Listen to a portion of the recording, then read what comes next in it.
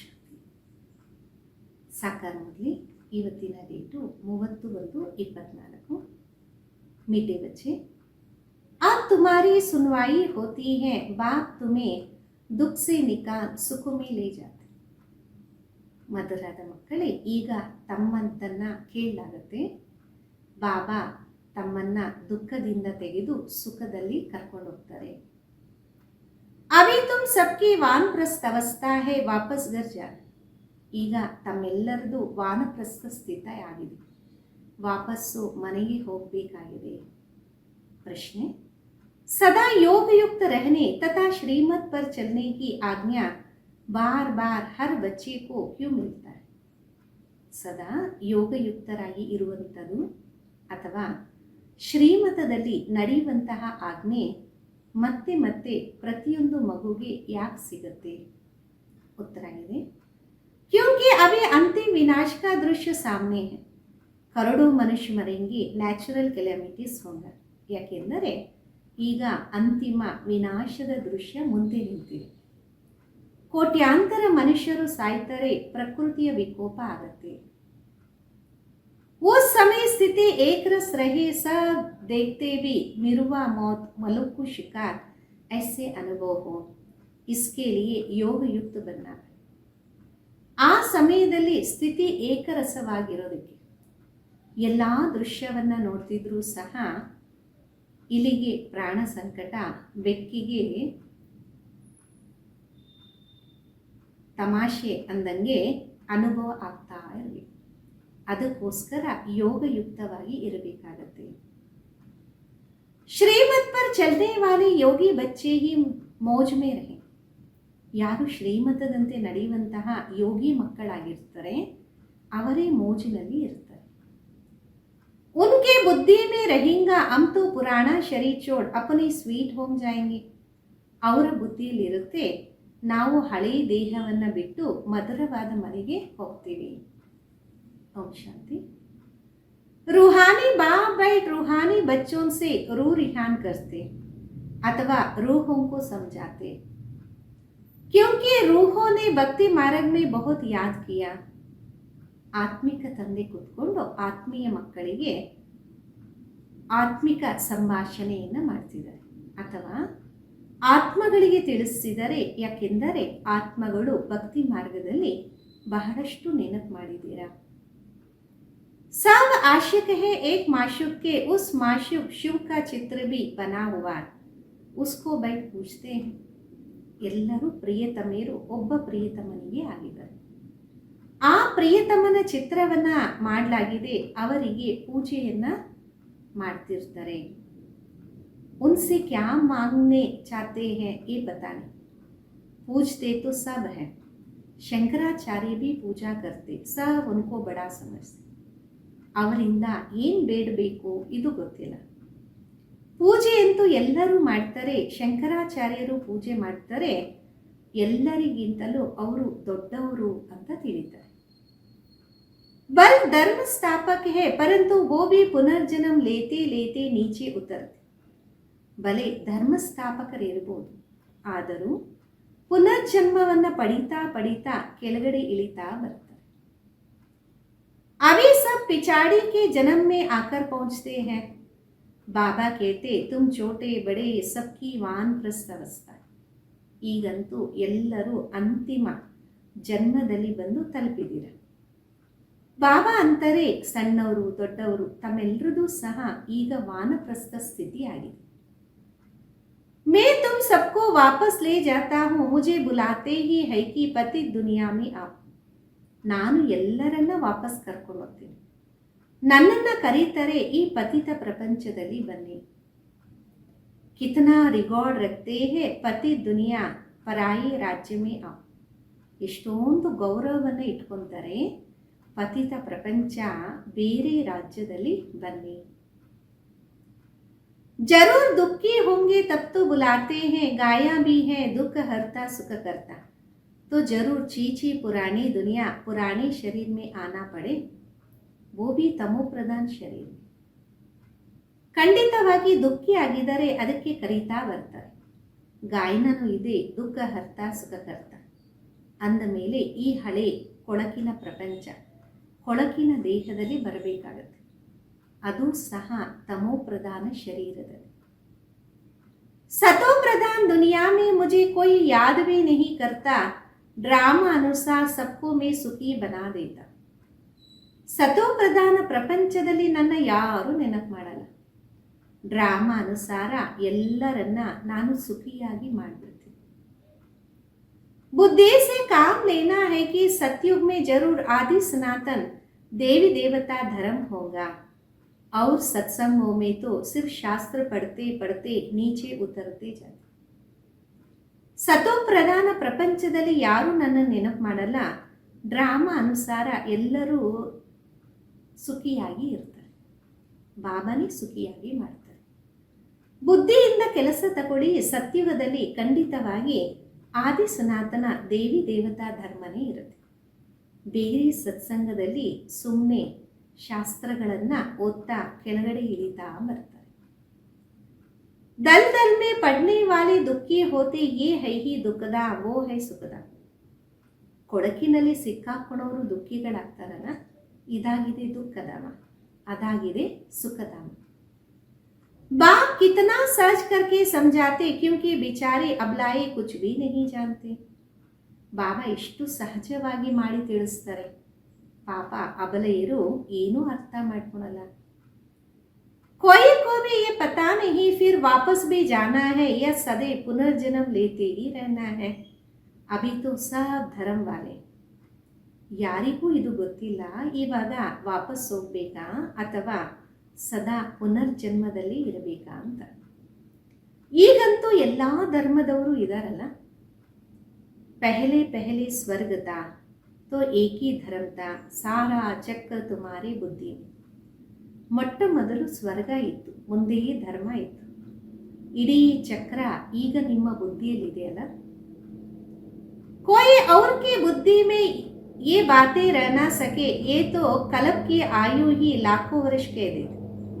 ಬೇರೆ ಯಾರ ಬುದ್ಧಿಯಲ್ಲೂ ಈ ವಿಷಯಗಳು ಇರಕ್ಕೆ ಸಾಧ್ಯ ಇಲ್ಲ. ಕಲ್ಪದ ಆಯುಷನ್ನೇ ಲಕ್ಷಾಂತರ ವರ್ಷ ಅಂತ ತಿಳಿಸ್ಬಿಡ್ತಾರೆ. ಇಸ್ಕೋ ಕಹಾ ಜಾತಾ ಘೋರ್ ಅಂಧೇರ ಜ್ಞಾನ ಹೇ ಘೋರ್ ಸೂಚನ. ಇದಕ್ಕೆ ಹೇಳಲಾಗುತ್ತೆ ಘೋರ ಅಂಧಕಾರ, ಜ್ಞಾನ ಆಗಿದೆ ಅನಂತವಾದ ಬೆಳಕು. अभी तुम बच्चों की बुद्धि में रोशनी है.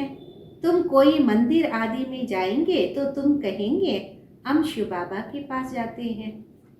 ಈಗಂತೂ ತಮ್ಮ ಬುದ್ಧಿಯಲ್ಲಿ ಬೆಳಕಿದೆ ಅಲ್ಲ. ತಾವು ಯಾವುದೇ ಮಂದಿರದಲ್ಲಿ ಹೋದಾಗ ಅಂತೀರಾ ನಾವು ಶಿವ ಬಾಬಾವ್ರ ಹತ್ರ ಬಂದಿದ್ದೀವಿ. ये लक्ष्मी नारायण हम बनते हैं. ये बातें और कोई सत्संगों में नहीं होती, वो सब भक्ति मार्ग की बातें. ಈ ಲಕ್ಷ್ಮೀ ನಾರಾಯಣ ನಾವಾಗ್ತಾ ಇದ್ದೀವಿ. ಈ ಎಲ್ಲ ಮಾತುಗಳು ಬೇರೆ ಸತ್ಸಂಗದಲ್ಲಿ ಇರಲ್ಲ. ಅವರೆಲ್ಲ ಭಕ್ತಿ ಮಾರ್ಗದ ಮಾತುಗಳನ್ನು ತಿಳಿಸ್ತಾರೆ. अभी तुम रचता और रचना के आदि मध्य अंत को जानते हो. ಋಷಿ ಮುನಿ ಆದಿ कहते थे हम नहीं जानते. ಈಗಂತೂ ತಾವು ರಚತಾ ಮತ್ತು ರಚನೆಯ ಆದಿ ಮಧ್ಯ ಅಂತ್ಯವನ್ನು ಹರಿತಿದ್ದೀರ. ಋಷಿ ಮುನಿಗಳೆಲ್ಲ ಹೇಳ್ತಿದ್ರು ನಮಗಂತೂ ಗೊತ್ತಿಲ್ಲ.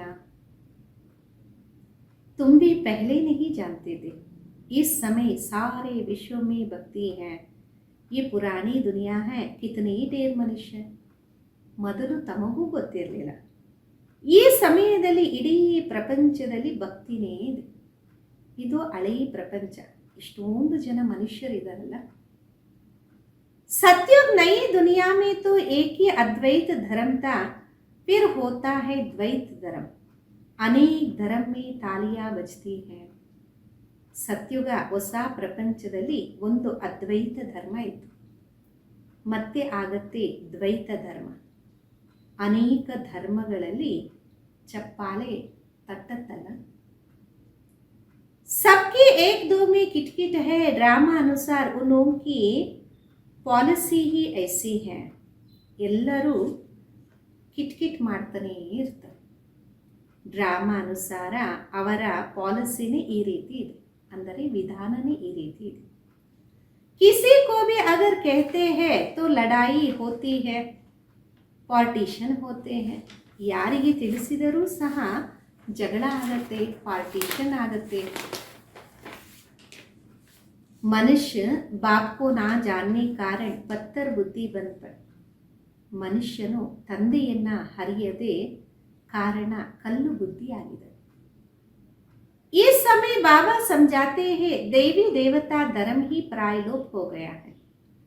एक भी नहीं जिनको पता हो कि उनको राज्य था. ಬಾಬಾ ಅಂತಿದ್ದಾರೆ, ಈ ಸಮಯದಲ್ಲಿ ಒಬ್ಬರು ದೇವಿ ದೇವತಾ ಧರ್ಮದವರಿಲ್ಲ, ಪ್ರಾಯಲೋಪ ಆಗಿದೆ. ಒಬ್ಬರಿಗೂ ಗೊತ್ತಿಲ್ಲ ನಾವು ರಾಜ್ಯ ಮಾಡ್ತಿದ್ವಿ. तुम अभी समझते हो हम देवता बन रहे हैं शिव बाबा अभी हमारा ओबीडियंट सर्वेंट. ನೀವು ತಿಳ್ಕೊಂಡಿದ್ದೀರಾ ನಾವೇ ದೇವತೆ ಆಗಿದ್ವಿ. ಶಿವ ಬಾಬಾ ಈಗ ನಮ್ಮ ವಿಧೇಯರಾದ ಸೇವಕರಾಗಿದ್ದಾರೆ. बड़े आदमी हमेशा चिट्ठी लिखते तो नीचे लिखते हैं ओबीडियंट सर्वेंट. ದೊಡ್ಡ ವ್ಯಕ್ತಿಗಳು ಪತ್ರವನ್ನು ಬರೆದಾಗ ಕೆಳಗಡೆ ಬರೀತಾರೆ विधेयनाद सेवक. बाप भी कहते हम ओबीडियंट सर्वेंट है तो दादा भी कहते हैं हम ओबीडियंट सर्वेंट है. ಬಾಬನು ಅಂತಾರೆ ನಾನು ಬಹಳ ವಿಧೇಯನಾದ ಸೇವಕ ಅಂತ. ಮತ್ತೆ ದಾದಾ ಬ್ರಹ್ಮ ಬಾಬೋರು ತಿಳಿಸ್ತಾರೆ ನಾನು ಬಹಳ ವಿಧೇಯನಾದ ಸೇವಕನಾಗಿದ್ದೀನಿ. हम फिर 5000 वर्ष के बाद हर कल्प के पुरुषोत्तम संगम में आता. बच्चों की आकर सेवा करता. ನಾನು ಮತ್ತೆ 5000 ವರ್ಷದ ನಂತರ ಪ್ರತಿ ಕಲ್ಪದಲ್ಲಿ ಪುರುಷೋತ್ತಮ ಸಂಗಮದಲ್ಲಿ ಬರ್ತೀನಿ. ಮಕ್ಕಳನ್ನ ಬಂದು ಮಕ್ಕಳಿಗೆ ಸೇವೆ ಮಾಡ್ತೀನಿ. मुझे कहते हैं दूर देश के रहने वाला इसका भी अर्थ नहीं जानते हैं ना. ನನಗೆ ಅಂತಾರೆ ದೂರ ದೇಶದಲ್ಲಿ ಇರುವಂಥವ್ರು, ಆದರೆ ಇದರ ಅರ್ಥನೂ ಗೊತ್ತಿಲ್ವಲ್ಲ. इतने शास्त्र आदि पढ़ते परंतु अर्थ नहीं समझते. बाप आकर सब वेदों शास्त्रों का सार समझाते. ಇಷ್ಟೆಲ್ಲ ಶಾಸ್ತ್ರಗಳೆಲ್ಲ ಓದ್ತಾರೆ, ಆದರೆ ಅರ್ಥ ಗೊತ್ತಿಲ್ವಲ್ಲ. ಬಾಬಾ ಬಂದು ಎಲ್ಲ ವೇದಶಾಸ್ತ್ರಗಳ ಸಾರವನ್ನು ತಿಳಿಸ್ತಾರೆ. तुम बच्चे जानते हो कि इस समय रावण राज्य है, मनुष्य पतित बन जाते. ಮಕ್ಕಳಿಗೆ ಗೊತ್ತಿದೆ ಈ ಸಮಯ ರಾವಣ ರಾಜ್ಯ ಆಗಿದೆ, ಮನುಷ್ಯ ಪತಿತನಾಗ್ತಿದ್ದಾನೆ. ये भी ड्रामा बना है तुम बच्चों को दो हेज से निकाल बहिष्यत में ले जा. ಇದು ಒಂದು ಡ್ರಾಮಾ ಆಗಿದೆ. ಬಾಬಾ ನಮ್ಮನ್ನ ಮಧ್ಯದಿಂದ ತೆಗೆದು ಸ್ವರ್ಗಕ್ಕೆ ಕರ್ಕೊಂಡು ಹೋಗ್ತಾರೆ. उसको ही गार्डन ऑफ अल्लाह कहते. कलयुग है कांटों का जंगल, सतयुग पर फूलों का बगीचा बन रहा है. ಅದಕ್ಕೆ ಹೂವಿನ ತೋಟ ಅಂತ. ಕಲಿಯುಗ ಮುಳ್ಳಿನ ಕಾಡಾಗಿದೆ, ಸತ್ಯುಗ ಹೂವಿನ ತೋಟ ಆಗ್ತಾ ಇದೆ ಅಲ್ಲ. फिर वहाँ सतयुग में तुम सदा सुखी रहते हो. ಎವರ್ ಹೆಲ್ದಿ ಎವರ್ ವೆಲ್ದಿ ಬನ್ ಜಾತಿ. ಮತ್ತೆ ಸತ್ಯುಗದಲ್ಲಿ ತಾವು ಸದಾ ಸುಖಿಯಾಗ್ಬಿಡ್ತೀರ, ಸದಾ ಆರೋಗ್ಯವಂತರು, ಸದಾ ಐಶ್ವರ್ಯವಂತರಾಗ್ತೀರ. आधा कल्प सुख फिर आधा कल्प दुख, ये चक्र फिरता ही रहता है. इनकी एंड होती नहीं. ಅರ್ಧ ಕಲ್ಪ ಸುಖ ಮತ್ತೆ ಅರ್ಧ ಕಲ್ಪ ದುಃಖ, ಈ ಚಕ್ರ ತಿರುಗುತ್ತಾ ಇರುತ್ತೆ, ಇದಕ್ಕೆ ಅಂತ್ಯನೇ ಇಲ್ಲ. सबसे बड़ा बाप आते हैं सबको शांतिधाम सुखधाम ले जाते. तुम जब सुखधाम में जाते हो तो बाकी सब शांतिधाम में रहते हैं. ಎಲ್ಲರಿಗಿಂತ ದೊಡ್ಡ ತಂದೆ ಎಲ್ಲರನ್ನ ಶಾಂತಿಧಾಮ ಸುಖಧಾಮದಲ್ಲಿ ಕರ್ಕೊಂಡು ಹೋಗ್ತಾರೆ. ಯಾವಾಗ ತಾವು ಸುಖಧಾಮದಲ್ಲಿ ಹೋಗ್ತೀರಾ ಆಗ ಎಲ್ಲರೂ ಶಾಂತಿಧಾಮದಲ್ಲಿ ಇರ್ತಾರೆ. आधा कल्प सुख का आधा कल्प दुख का, उनमें भी सुख ಜಾಸ್ತಿ. ಅರ್ಧ ಕಲ್ಪ ಸುಖದ್ದು ಅರ್ಧ ಕಲ್ಪ ದುಃಖದ್ದು, ಅದರಲ್ಲೂ ಸುಖ ಜಾಸ್ತಿ. अगर आधा आधा होता तो टेस्ट क्या आएंगी. भक्ति मार्ग में भी बहुत धनवान थे. ಅರ್ಧ ಅರ್ಧ ಆದರೆ ಏನು ಟೇಸ್ಟ್ ಬರುತ್ತೆ. ಭಕ್ತಿ ಮಾರ್ಗದಲ್ಲಿ ಬಹಳ ಧನವಂತರಾಗಿದ್ರಿ. ಅಭಿ ತುಮಕೋ ಯಾದ್ ಆತಾ. हम कितने धनवान थे, बहुत धनवान। जब देवाला मारते तो याद आता है कि हमारे पास क्या क्या था, कितना धन था। ಈಗ ತಮಗೆ ನೆನಪು ಬರ್ತಾ ಇರ್ಬೋದು, ನಾವೆಷ್ಟು ಧನವಂತರಾಗಿದ್ವಿ. ಬಹಳ ಧನವಂತರು ಬಹಳ ಲಾಸ್ ಆಗಿಬಿಟ್ರೆ ನೆನಪು ಬರುತ್ತಲ್ಲ, ನಮ್ಮ ಹತ್ರ ಏನೇನಿತ್ತು, ಎಷ್ಟು ಧನವಂತರಾಗಿದ್ವಿ. ಬಾಬ್ ಸಮಜಾತೆ ಭಾರತ್ ಸಾಹುಕಾರ ತಾ ಪ್ಯಾರಡೈಸ್ ಥಿ. ಬಾಬಾ ತಿಳಿಸಿದರೆ ಭಾರತ ಧನವಂತ ಆಗಿತ್ತು, ಪ್ಯಾರಡೈಸ್ ಆಗಿತ್ತು. अब देखो कितना गरीब है, गरीबों पर ही रहम पड़ता है ना. ಈಗಂತೂ ನೋಡಿ ಎಷ್ಟು ಬಡತನ ಇದೆ, ಬಡವರ ಮೇಲೆ ದಯೆ ಬರುತ್ತಲ್ಲ. अब एकदम कंगाल बन पड़े हैं, भीख मांगते रहते. ಈಗಂತೂ ಏಕ್ದಮ್ ಕಂಗಾಲರಾಗ್ಬಿಟ್ಟಿದ್ದಾರೆ, ಭಿಕ್ಷೆಯನ್ನ ಬೇಡ್ತಾ ಇರ್ತಾರೆ. जो सॉल्वेंट थे अब इंसॉल्वेंट बन पड़े हैं, ये भी नाटक है. बाकी जो भी धर्म आते वो बाई फ्लैट है. ಯಾರು ಸಾಲ್ವೆಂಟ್ ಆಗಿದ್ರು ಈಗ ಅವರು ಇನ್ಸಾಲ್ವೆಂಟ್ ಆಗಿದ್ರು, ಇದು ಒಂದು ನಾಟಕ. ಬಾಕಿ ಯಾರೆಲ್ಲ ಧರ್ಮದವರು ಬರ್ತಾರೆ ಅವರೆಲ್ಲ ಸೈಡ್ ಸೀನ್ ಆಗಿದ್ದಾರೆ. कितने धर्म के मनुष्य वृद्धि को पाते रहते, ಭಾರತವಾಸಿयों के 84 जन्म है. ಎಷ್ಟೊಂದು ಧರ್ಮದವರು ಮನುಷ್ಯರು ವೃದ್ಧಿಯನ್ನು ಪಡಿತಾ ಇರ್ತಾರೆ. ಭಾರತವಾಸಿಗಳದೇ 84 ಜನ್ಮ. एक बच्चे ने और धर्मों का हिसाब किताब निकाल भेजा था, परंतु जास्ती इन बातों में जाने से कोई फायदा नहीं. ಒಂದು ಮಗು ಬೇರೆ ಧರ್ಮಗಳ ಲೆಕ್ಕಾಚಾರವನ್ನು ತೆಗೆದು ಕಳಿಸಿದ್ರು. ಬಾಬಾ ಅಂತಿದ್ದಾರೆ, ಜಾಸ್ತಿ ಈ ವಿಷಯಗಳಲ್ಲಿ ಹೋಗೋದ್ರಿಂದ ಲಾಭ ಏನೂ ಇಲ್ಲ. ये भी वेस्ट ऑफ टाइम हुआ. इतना समय अगर बाबा की याद में रहते तो कमाई होती. ಇದು ಸಹ ಸಮಯ ವ್ಯರ್ಥನೆ. ಇಷ್ಟೊಂದು ಸಮಯ ಬಾಬೋರ ನೆನಪಿನಲ್ಲಿ ಇದ್ದಿದ್ರೆ ಸಂಪಾದನೆ ಆಗ್ತಿತ್ತಲ್ಲ. अपनी तो मुख्य बात है हम पूरा पुरुषार्थ कर विश्व का मालिक बन. ನಮ್ಮದಂತೂ ಮುಖ್ಯವಾದ ಮಾತು ಪೂರ್ತಿ ಪುರುಷಾರ್ಥವನ್ನ ಮಾಡಿ ವಿಶ್ವದ ಮಾಲೀಕರಾಗಬೇಕು. बाबा कहते तुम ही सतो प्रधान थे, तुम ही तमो प्रधान बने हो. 84 भी तुमने लिया, अब फिर वापस चलना है. ಬಾಬಾ ತಿಳಿಸ್ತಾರೆ, ನೀವೇ ಸತೋ ಪ್ರಧಾನ ಆಗಿದ್ರಿ, ನೀವೇ ತಮೋ ಪ್ರಧಾನ ಆಗಿದ್ರಿ. 84 ಜನ್ಮನೂ ನೀವೇ ಪಡೆದಿದ್ರು, ಈಗ ಮತ್ತೆ ವಾಪಸ್ ನಡಿಬೇಕಲ್ಲ. बाप से वर्षा लेना है, तुमने आधा कल बाबा को याद किया, अब बाबा आए तुम्हारी सुनवाई होती है. 84 ಜನ್ಮ ನೀವೇ ಪಡೆದ್ರಿ, ಈಗ ವಾಪಸ್ ನಡಿಬೇಕಾಗಿದೆ. ಬಾಬೂರಿಂದ ಆಸ್ತಿ ಪಡೆಯಬೇಕು, ತಾವೇ ಅರ್ಧ ಕಲ್ಪ ತಂದೆಯನ್ನ ನೆನಪು ಮಾಡಿದ್ರಿ. ಈಗ ಬಾಬಾ ಬಂದಿದ್ದಾರೆ, ನಿಮ್ಮ ಮಾತು ಕೇಳ್ತಾ ಇದ್ದಾರೆ. बाबा फिर से तुमको सुखधाम ले जाते. भारत के उत्तन और पतन की भी जैसे एक कहानी. ಬಾಬೋರೇ ನಿಮ್ಮನ್ನು ಸುಖಧಾಮಕ್ಕೆ ಕರ್ಕೊಂಡು ಹೋಗ್ತಾರೆ. ಭಾರತದಲ್ಲಿ ಉತ್ತನ ಮತ್ತು ಪತನ ಆಗತ್ತೆ, ಇದು ಒಂದು ಕಥೆಯಾಗಿದೆ. अब ये है पति दुनिया संबंध भी पुराना है, अब फिर से नया संबंध में चलना है. इस समय एक्टर सब हाजिर है, इसमें कोई फर्क नहीं पड़ सकता. आत्मा तो अविनाशी है ना. ಈಗ ಇದು ಪತಿತ ಪ್ರಪಂಚ, ಸಂಬಂಧನೂ ಹಳೆಯದಾಗ್ಬಿಟ್ಟಿದೆ. ಈಗ ಮತ್ತೆ ಹೊಸ ಪ್ರಪಂಚದಲ್ಲಿ ನಡಿಬೇಕಲ್ಲ. ಈ ಸಮಯದಲ್ಲಿ ಎಲ್ಲ ಪಾತ್ರಧಾರಿರು ಉಪಸ್ಥಿತರಾಗಿದ್ದಾರೆ.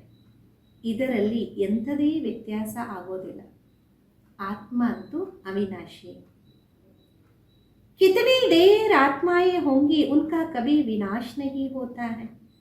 ಇಷ್ಟೊಂದು ಆತ್ಮಗಳಿದ್ದಾರೆ, ಅವರದು ಎಂದೂ ವಿನಾಶ ಆಗೋದೇ ಇಲ್ಲ.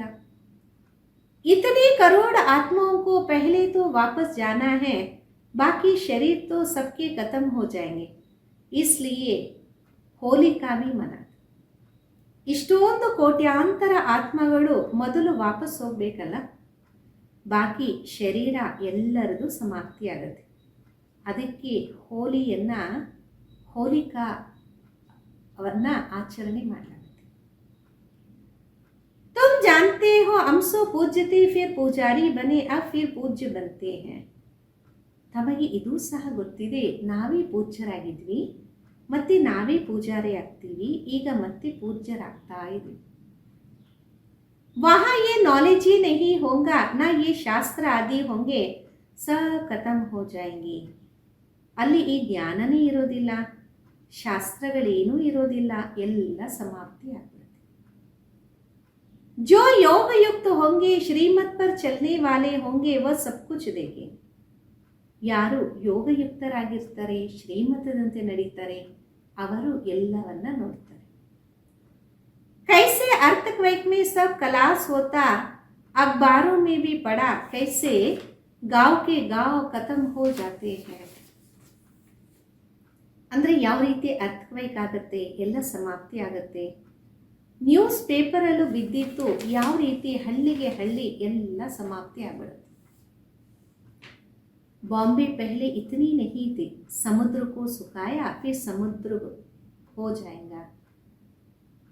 ಬಾಂಬೆ ಮೊದಲು ಇಷ್ಟಿರಲಿಲ್ಲ, ಸಮುದ್ರವನ್ನ ಒಣಗಿಸಿದರೆ ಮತ್ತೆ ಅದು ಸಮುದ್ರ ಆಗ್ಬಿಡುತ್ತೆ. ये मकान आदि कुछ नहीं रहेगा, सतयुग में मीठे पानी पर महल होंगे, खारे पानी पर होते नहीं. ಈ ಮನೆಗಳೇನು ಏನೂ ಉಳಿಯೋದಿಲ್ಲ. ಸತ್ಯುಗದಲ್ಲಿ ಮಧುರವಾದ ನದಿಗಳು, ನೀರಿನ ಪಕ್ಕದಲ್ಲಿ ಮಹಲ್ ಇರುತ್ತೆ, ಉಪ್ಪು ನೀರಿನ ಹತ್ರ ಇರೋದಿಲ್ಲ, ಅಂದರೆ ಸಾಗರದ ಪಕ್ಕದಲ್ಲಿ ಇರೋದಿಲ್ಲ. तो ये रहेंगे नहीं, एक ही उछल समुद्र की आई तो सब खत्म हो जाएंगे. बहुत उपद्रव होंगे, करोड़ों मनुष्य मरेंगे, अनाज कहाँ से आएगा. ಇದೇನೂ ಸಹ ಇರೋದಿಲ್ಲ, ಒಂದೇ ಅಲೆಗೆ ಸಮುದ್ರದಲ್ಲಿ ಹೋಗ್ಬಿಡತ್ತೆ, ಅಂದರೆ ಎಲ್ಲ ಸಮಾಪ್ತಿ ಆಗತ್ತೆ. ಬಹಳಷ್ಟು ಉಪದ್ರವಗಳು ಆಗತ್ತೆ, ಕೋಟ್ಯಾಂತರ ಮನುಷ್ಯ ಸಾಯ್ತಾರೆ, ದವಸ ಧಾನ್ಯಗಳು ಎಲ್ಲಿಂದ ಬರುತ್ತೆ. वो लोग भी समझते आपत्ति आनी है, मनुष्य मरेंगे तो योग युक्त होंगे, वह उस समय मौज में रहे. ಅವರಿಗೂ ಗೊತ್ತಿದೆ ಆಪತ್ತು ಬರುತ್ತೆ ಅಂತ. ಮನುಷ್ಯರು ಸಾಯ್ತಾರೆ, ಯೋಗಯುಕ್ತರಾಗಿ ಯಾರಿರ್ತಾರೆ ಆ ಸಮಯದಲ್ಲಿ ಅವರು ಮೋಜಿನಲ್ಲಿ ಇರ್ತಾರೆ. ಮಿರುವ ಮೌತ್ ಮಲುಕು ಶಿಕಾರ್, बर्फ की बरसात पड़ने से ढेर मनुष्य मर जाते. ಅಂದರೆ ಇಲಿಗೆ ಚೆಲ್ಲಾಟ, ಬೆಕ್ಕಿಗೆ ಚೆಲ್ಲಾಟ, ಇಲಿಗೆ ಪ್ರಾಣ ಸಂಕಟ. ಬಾಕಿ ಬಹಳಷ್ಟು ಬರಫ್ ಮಳೆ ಬಿದ್ದಾಗ ಮನುಷ್ಯರು ಅನೇಕ ಜನ ಸಾಯ್ತಾರೆ. बहुत ನ್ಯಾಚುರಲ್ ಕೆಲಾಮಿಟೀಸ್ ಹೋಗಿ ये सब खत्म हो जाए. ಬಹಳಷ್ಟು ಪ್ರಕೃತಿಯ ವಿಕೋಪ ಆಗುತ್ತೆ, ಇವೆಲ್ಲ ಸಮಾಪ್ತಿ ಆಗುತ್ತೆ. इसको कहा जाता है ನ್ಯಾಚುರಲ್ ಕೆಲಾಮಿಟೀಸ್, गॉडली ಕೆಲಾಮಿಟೀಸ್ नहीं कहेंगे, गॉड को दोष कैसे देंगे. ಇದಕ್ಕೆ ತಿಳಿಸಲಾಗುತ್ತೆ ಪ್ರಕೃತಿಯ ವಿಕೋಪ ಅಂತ. ಭಗವಂತನ ಪ್ರಕೃತಿ ಅಂತ ಹೇಳಕ್ಕಾಗಲ್ಲ, ಭಗವಂತನಿಗೆ ಯಾವ ರೀತಿ ದೋಷ ಕೊಡಕ್ಕೆ ಸಾಧ್ಯ. ऐसे भी नहीं, शंकर ने आंख खोली तो विनाश हो जाएगा, ये सब है ಭಕ್ತಿ ಮಾರ್ಗ की बात. ಆ ರೀತಿನೂ ಅಲ್ಲ, ಶಂಕರ ಕಣ್ಣು ತೆಗೆದ್ರೆ ಎಲ್ಲ ವಿನಾಶ ಆಗ್ಬಿಡುತ್ತೆ ಅಂತ. ಇದೆಲ್ಲನೂ ಭಕ್ತಿ ಮಾರ್ಗದ ಮಾತುಗಳು. मुस्लिम के लिए भी शास्त्रों में लिखा है, तुम जानते हो इन मिसाइल से कैसे विनाश करते. ಅಂದರೆ ಈ ಹೈಡ್ರೋಜನ್ ಬಾಂಬಿಗೋಸ್ಕರನು ಶಾಸ್ತ್ರದಲ್ಲಿ ಬರೆದಿದ್ದಾರೆ. ತಮಗೆ ಗೊತ್ತಿದೆ ಈ ಒಂದು ಬಾಂಬ್ಸ್ ಅನ್ನ ಯಾವ ರೀತಿ ವಿನಾಶದಲ್ಲಿ ಉಪಯೋಗಿಸ್ತಾರೆ. कैसे आग, गैस, जहर आदि सब उसमें पड़ते. बाबा समझाते पिछाड़ी में सब फट से मर जाएंगे, कोई बच्चे आदि भी दुखी ना हो, इसलिए नेचुरल कैलामिटीज से जेट मरेंगे. ये सब बना बनाया ड्रामा. ಯಾವ ರೀತಿ ಗ್ಯಾಸು, ಬೆಂಕಿ ಮತ್ತು ವಿಷವನ್ನು ಅದರಲ್ಲಿ ಹಾಕಲಾಗುತ್ತೆ, ಯಾವುದರಲ್ಲಿ, ಹೈಡ್ರೋಜನ್ ಬಾಂಬ್ಸಲ್ಲಿ. ಬಾಬಾ ತಿಳಿಸಿದರೆ ಅಂತ್ಯದಲ್ಲಿ ಎಲ್ಲರೂ ತಕ್ಷಣ ಸತ್ತೋಗ್ತಾರೆ.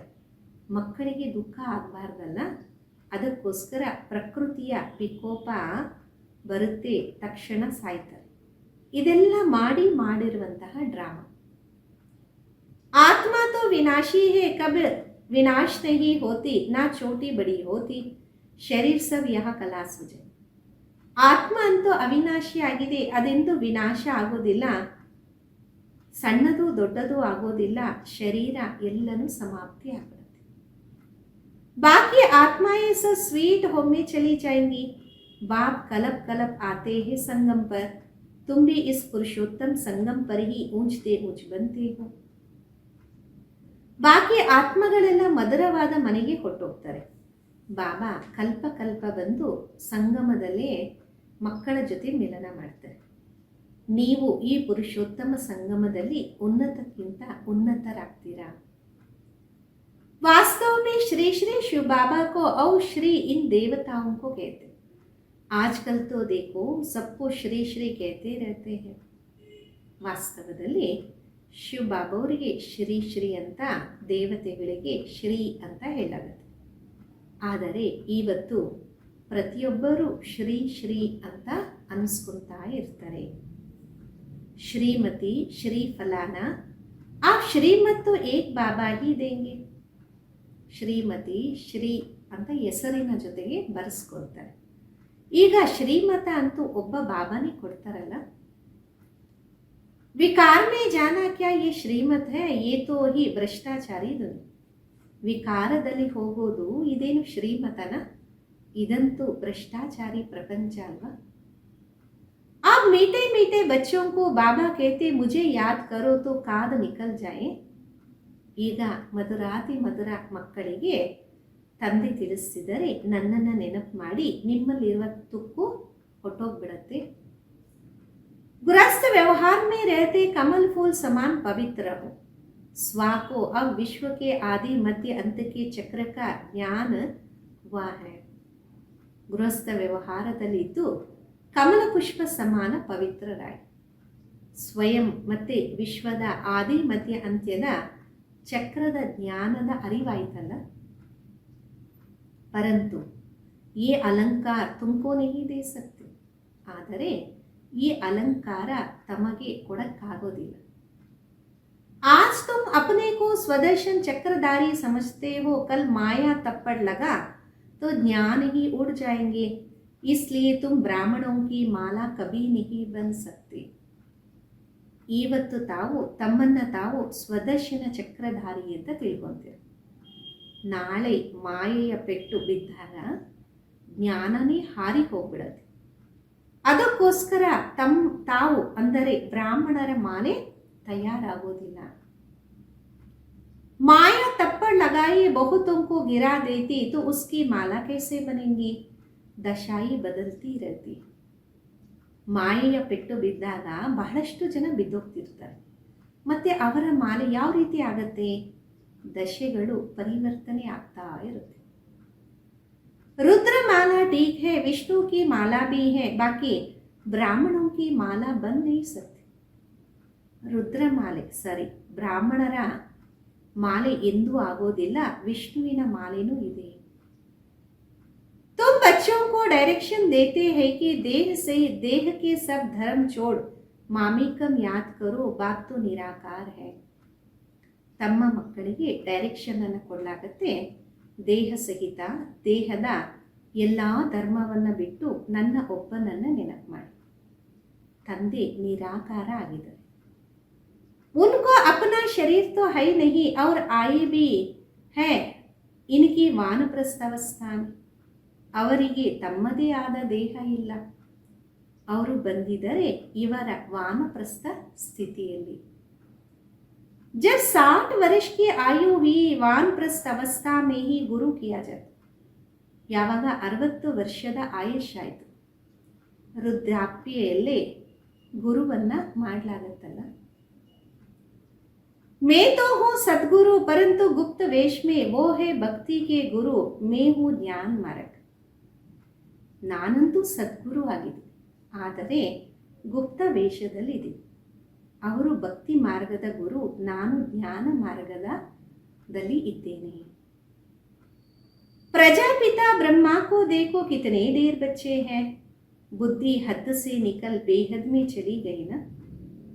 ಪ್ರಜಾಪಿತ ಬ್ರಹ್ಮನಿಗೆ ನೋಡಿ ಎಷ್ಟೊಂದು ಜನ ಮಕ್ಕಳಿದ್ದಾರೆ. ಬುದ್ಧಿ ಹದ್ದಿನಿಂದ ತೆಗೆದು ಅನಂತದ ಕಡೆಗೆ ಹೋಯ್ತಲ್ಲ. मुक्ति में जाकर फिर जीवन मुक्ति में आते, तुम पहले आते हो, दूसरे पीछे आते हैं. ಮುಕ್ತಿಯಿಂದ ಹೋಗಿ ಮತ್ತೆ ಜೀವನ್ ಮುಕ್ತಿಯಲ್ಲಿ ಬರ್ತೀರ. ತಾವು ಮೊದಲು ಹೋಗ್ತೀರಾ, ನಂತರ ಬೇರೆಯವರು ಬರ್ತಾರೆ.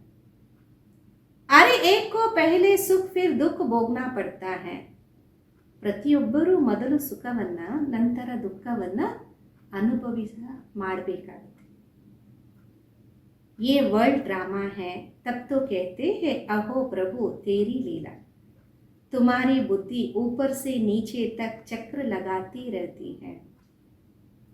ಇದು ಪ್ರಪಂಚದ ಡ್ರಾಮಾ ಆಗಿದೆ. ಅದಕ್ಕೆ ಹೇಳ್ತಾರಲ್ಲ, ಅಹೋ ಪ್ರಭು ತಮ್ಮ ಲೀಲೆ. ತಮ್ಮ ಬುದ್ಧಿ ಮೇಲೆಯಿಂದ ಕೆಳಗಡೆವರೆಗೂ ಚಕ್ರದಲ್ಲಿ ತಿರುಗುತ್ತಾ ಇರುತ್ತಲ್ಲ. ತುಮ್ ಹೋ ಲೈಟ್ ಹೌಸ್, ರಾಸ್ತಾ ಬತಾನೆ ವಾಲೆ, ತುಮ್ ಬಾಬಾ ಕೆ ಬಚ್ಚೆ ಹೋನ. ತಾವು ಲೈಟ್ ಹೌಸ್, ದಾರಿಯನ್ನು ತೋರಿಸುವಂಥವ್ರು. ತಾವು ತಂದೆಗೆ ಮಕ್ಕಳಾಗಿದ್ದೀರಲ್ಲ.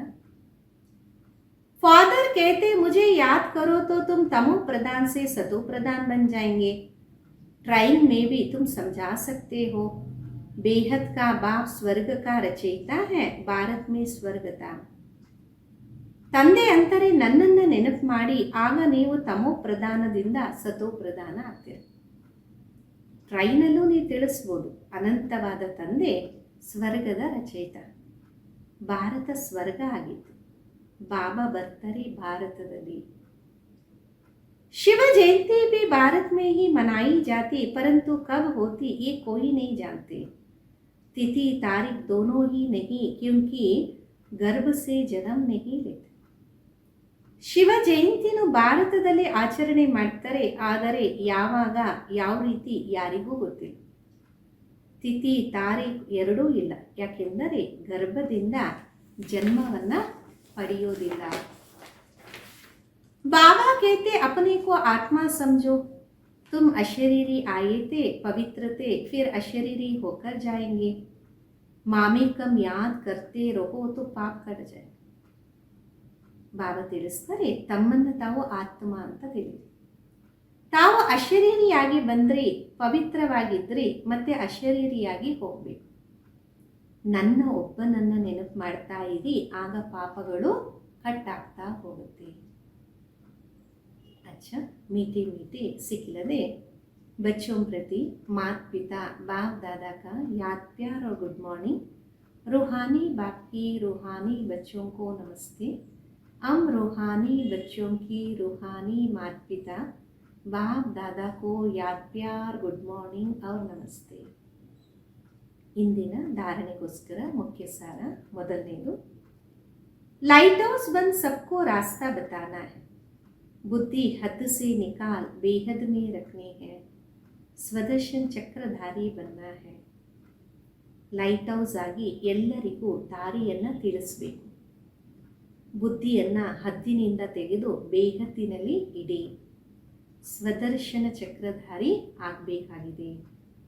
ಎರಡನೇದು, अब वापस घर जाना है, इसलिए वानप्रस्थ अवस्था में सतो प्रधान बनने का पुरुषार्थ करना है. अपना टाइम वेस्ट नहीं करना. ಈಗ ವಾಪಸ್ಸು ಮನೆಗೆ ಹೋಗಬೇಕಾಗಿದೆ. ಅದಕ್ಕೋಸ್ಕರ ಈ ವಾನಪ್ರಸ್ಥ ಸ್ಥಿತಿಯಲ್ಲಿ ಸತೋ ಪ್ರಧಾನರಾಗುವ ಪುರುಷಾರ್ಥವನ್ನು ಮಾಡಿ. ತಮ್ಮ ಸಮಯವನ್ನು ವ್ಯರ್ಥ ಮಾಡಬೇಡಿ. ಇಂದಿನ ವರದಾನ, संबंध संपर्क में आते डायमंड बन, डायमंड को देखने वाले बेदाग डायमंड भव. ಸಂಬಂಧ ಸಂಪರ್ಕದಲ್ಲಿ ಬರ್ತಾ ಡೈಮಂಡ್ ಆಗಿ ಡೈಮಂಡನ್ನು ನೋಡುವಂಥವರು ಮಚ್ಚೆ ಇಲ್ಲದ ಡೈಮಂಡ್ ಭವ. ಸಂಬಂಧ ಸಂಪರ್ಕದಲ್ಲಿ ಬರ್ತಾ ಡೈಮಂಡ್ ಆಗಿ ಡೈಮಂಡನ್ನು ನೋಡುವಂಥವರು ಮಚ್ಚೆ ಇಲ್ಲದ ಡೈಮಂಡ್ ಭವ. बाप दादा की श्रीमत की डायमंड बन डायमंड को देखना. ಬಾಪ್ ದಾದಾರವರ ಶ್ರೀಮತ್ ಆಗಿದೆ, ಡೈಮಂಡ್ ಆಗಿ ಡೈಮಂಡ್ ಅನ್ನೇ ನೋಡಿ. चाहे कोई आत्मा काला कोयला एकदम तमो प्रधान हो, लेकिन उसकी दृष्टि पड़ने से उसका कालापन खत्म हो जाए. ಬಲೆ ಯಾರಾದರೂ ಆತ್ಮ ಕಪ್ಪಗಾಗಿರುವಂತಹ ತಮೋ ಪ್ರಧಾನ ಇರಬಹುದು, ಏಕ್ದಮ್ ತಮೋಗುಣಿ ಆಗಿರಬಹುದು. ಆದರೂ ನಿಮ್ಮ ದೃಷ್ಟಿಯನ್ನ ಅವರ ಮೇಲೆ ಬಿದ್ದಾಗ ಅವರ ಕಪ್ಪುತನ ತೊಲಗಿ ಹೋಗಬೇಕು. अमृत वेले से रात तक जिन्हों को भी संबंध संपर्क में आओ, सिर्फ डायमंड बन डायमंड को देखते रहो. ಅಮೃತ ವೇಳೆಯಿಂದ ರಾತ್ರಿಯವರೆಗೂ ಯಾರೇ ಸಂಬಂಧ ಸಂಪರ್ಕದಲ್ಲಿ ಬಂದರೂ ಸಹ ಡೈಮಂಡ್ ಆಗಿ ಡೈಮಂಡನ್ನು ನೋಡ್ತಾ ಇರಿ. कितने भी विघ्न ಅಥವಾ ಸ್ವಭಾವ के वश डायमंड पर दाग ना लगे. ಯಾವುದೇ ಪ್ರಕಾರದ ವಿಘ್ನ ಅಥವಾ ಸ್ವಭಾವಕ್ಕೆ ವಶರಾಗಿ डायमंड मेले मच्छे बीळबारदु. चाहे अनेक प्रकार की परिस्थितियों के विघ्न आए, लेकिन आप ऐसे पावरफुल बनो जो उसका प्रभाव ना पड़े. ಬಲೆ ಎಷ್ಟೋ ಪ್ರಕಾರದ ಪರಿಸ್ಥಿತಿಗಳ ವಿಘ್ನಗಳು ಬರಲಿ, ಆದರೆ ತಾವು ಆ ರೀತಿ ಪವರ್ಫುಲ್ ಆಗಲಿ, ಅದರ ಪ್ರಭಾವ ನಿಮ್ಮ ಮೇಲೆ ಬೀಳದೇ ಇರಲಿ. स्लोगन आगे, मन और बुद्धि को मनमत से सदा खाली रखने वाले ही आज्ञाकारी हैं. ಮನಸ್ಸು ಮತ್ತು ಬುದ್ಧಿಯನ್ನ ಮನ್ಮತದಿಂದ ಸದಾ ಖಾಲಿಯಾಗಿ ಇಟ್ಟುಕೊಳ್ಳುವಂತವರೇ ಆಜ್ಞಾಕಾರಿಗಳು. ಅವ್ಯಕ್ತ साइलेंस द्वारा डबल लाइट फरिश्ता स्थिति का अनुभव करो. ಅವ್ಯಕ್ತ ನಿಶಬ್ದತೆಯಿಂದ ಡಬಲ್ ಲೈಟ್ ಫರಿಶ್ತಾ ಸ್ಥಿತಿಯ ಅನುಭವ ಮಾಡಿ. जैसे अंतरिक्ष यान वाले ऊंचे होने के कारण सारे पृथ्वी के यहाँ के भी चित्र खींचते चाहे खींच सकते हैं, ऐसे साइलेंस की शक्ति से अंतर्मुखता की गुफा में बैठकर साइलेंस की गहरी अनुभव करो. ये अनुभव डबल लाइट फरिश्ता बना देंगे. ಯಾವ ರೀತಿ ಅಂತರಿಕ್ಷ ಯಾನದ ಅಂದರೆ ಪ್ರಯಾಣವನ್ನು ಮಾಡುವಂಥವರು ಉನ್ನತವಾಗಿ ಹೋಗುವ ಕಾರಣ ಇಡೀ ಪೃಥ್ವಿಯ ಎಲ್ಲಿ ಚಿತ್ರ ಬೇಕೋ ಅದನ್ನು ಅವರು ತೆಗಿಬೇಕು. ಅದೇ ರೀತಿ ನಿಶಬ್ದತೆಯ ಶಕ್ತಿಯಿಂದ ಅಂತರ್ಮುಖತೆಯ ಗುಫೆಯಲ್ಲಿ ಕುತ್ಕೊಂಡು ಸೈಲೆನ್ಸಿನ ಆಂತರ್ಯದ ಅನುಭವವನ್ನು ಮಾಡಿ. ಈ ಅನುಭೂತಿ ಡಬಲ್ ಲೈಟ್ ಫರಿಶ್ತಾ ಆಗಿ ಮಾಡುತ್ತೆ.